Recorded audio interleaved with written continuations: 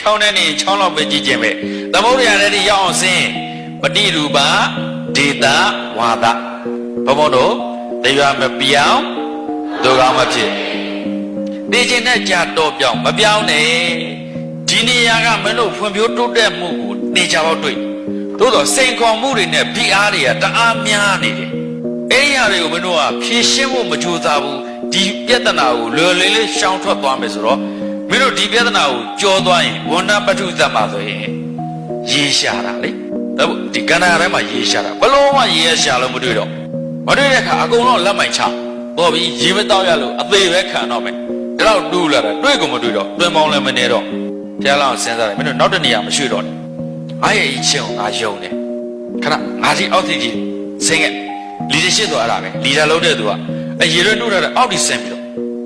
ကြောက်ဖြာလေးကိုနားနဲ့ကပ်ပြီးနားတော့ရေစည်းတန်ကြတယ်ဒါကွဲအောင်ကွဲဒါကွဲအောင်ကွဲအဲ့ဒါကွဲမင်းတို့အောင်မြင်မှုရမယ်တကယ်ပဲအဲ့ဒါကိုခါရှိသမျှအင်အားနဲ့ကိုဝိုင်းပြီးတူတွေနဲ့ထုကြတာဝုန်းလို့ထလုံးလောက်ရေလုံးကြီးတက်လာလူတွေရောနွားတွေရောအကုန်ချမ်းသာသွားတယ် big point တစ်ခုရှိတယ်လုံးဝဖြည့်ရှင်းစဉ်သိမရှိတော့အောင်မွန်းကျက်နေတဲ့အခြေအနေတွေဖိအားတွေကြော်ရတယ်အဲ့ဒါမင်းတို့နောက်တစ်ဆင့်မြင်ဖို့ပဲတရားမပြောင်းသူကောင်းမဖြစ်တဲ့သိခြင်းနဲ့ကြာ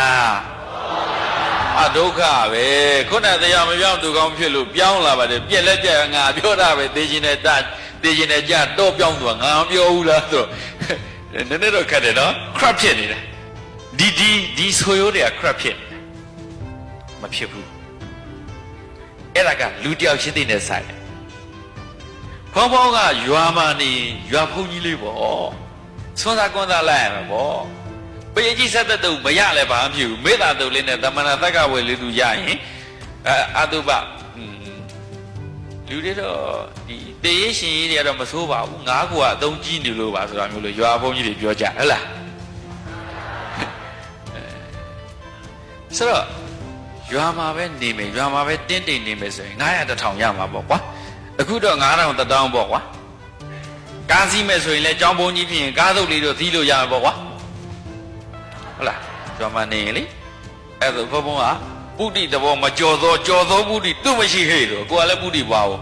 ဖះလည်းပုတိပွားငါလည်းပုတိပွားဟာဆိုတတ်တာပဲ10 တန်းဖြည့်ပြီးနေရန်ကုန်မှာနေတာတွင်ကုန်နဲ့တက်တဲ့နောက်တော့ကိုပိုင်လုပ်ငန်းတွေလုပ်တယ်အဟိုးဘုံတော့မကွေးတိုင်းနယ်ဆက်သွားပြီးရေနံတွင်းတွေတူးတယ်ကိုယ်တိုင်ရေနံတွင်းတွေတွင်းပိုင်တွေလုပ်ပြီးတော့လုပ်ငန်းတွေထူထောင်တယ်နောက်အဲ့ဒါတွေရောင်းပြီးပြီနိုင်ငံခြားရောက်သွားပြန်ရောနောက်ဘုရားအများကြီးဆိုရင်26ကျော်မှာဘုန်းကြီးဝတ်တာလူ့ဘဝမှာတွေ့ကြုံနေအများကြီးရှိဘယ်သူမှဘုံဘုံကိုသိချင်းနဲ့ကြာတော့ပြောင်းလို့မပြောဘူးတရွာလုံးမှာထွန်းလျှောက်ဖောက်ထုတ်တာဘုံတစ်ပါးပဲရှိ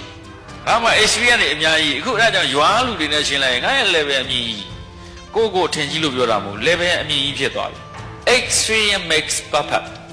အတွေ့အကြုံကပြည့်စုံစေတာဟုတ်လားအတွေ့အကြုံပြည့်စုံအဲကြောင့်မင်းတို့လှုပ်လောကမှာအလုပ်တွေလုပ်ရင်အမှားတွေအများကြီးတွေ့လိမ့်မယ်မှားမှကြောက်ရင်ဘယ်တော့မှအမှန်တရားမတွေ့ဘူးမှားမှမကြောက်နဲ့အမှားသေးသေးလေးတွေကိုများအတွေ့အကြုံရှိမှအမှားကြီးလွတ်တာကွတခါမှမမှားဘူးတဲ့သူကပြုံးတိုင်းဆိုအမှားကြီးနဲ့ကြုံတဲ့ခါကျတော့အဖက်ဆယ်မရအောင်မှားသွားတတ်တယ်အဲ့လိုပဲလူကအလုံးမလို့ရင်အမှားမတွေ့ဘူးတဲ့တို့အမှန်တရားလည်းမတွေ့ဘူးလူတွေကမမားကျင်တာပဲရှိတာအမှန်တရားမလို့ကျင်ကြဘူးဘုံအမှန်တရားလို့ကျင်တာမှားမလေးစီဇီဝရေးလုပ်ငန်းတွေရှုံးခဲ့တယ်လူရေးပြဿနာတွေအများကြီးခက်ခဲတွေတွေ့ခဲ့တယ်အလိညာတွေခံရတယ်အကောက်ကျစ်တွေခံရတယ်ဂျုံကြည့်မှုဖောက်ပြခံရတယ်အများကြီးတွေရှိတယ်အဲအကြောင်းဘုံအဲ့ဒီဒဏ်တွေကိုခံပြီးတော့အများကြီးတိဆောက်ထားတာအခု42ဆိုတာဟုတ်ပြီနော်42ချင်းတူတယ်တို့တော့ experience ချင်းမတူဘူး